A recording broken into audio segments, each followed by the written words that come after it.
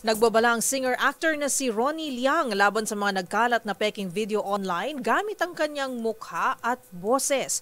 Dito, pinapakinabangan ng mga scammer ang video para makipahingi ng pera o manligaw ng mga kababaihan sa online world.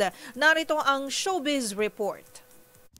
Sa unang tingin, aakalain mo ngang singer na si Ronnie Liang ang nagsasalita sa video. I gotta say, I don't usually do private messages or video calls, but there's something about you. You're a really special person, Sally. I can tell you've got a heart of gold and you genuinely care about people.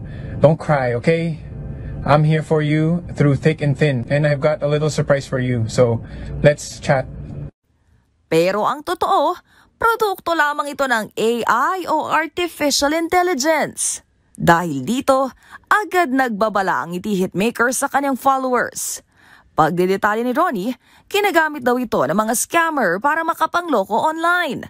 Partikular na ang manghingi ng pera, manligaw ng foreigner o ng isa ring Filipina at manghikayat na mag-invest sa crypto. Sa huli, muli ito nagpaalala na huwag paniwalaan ang mga kumakalat na video gamit ang kanyang mukha at boses para makapang-scam.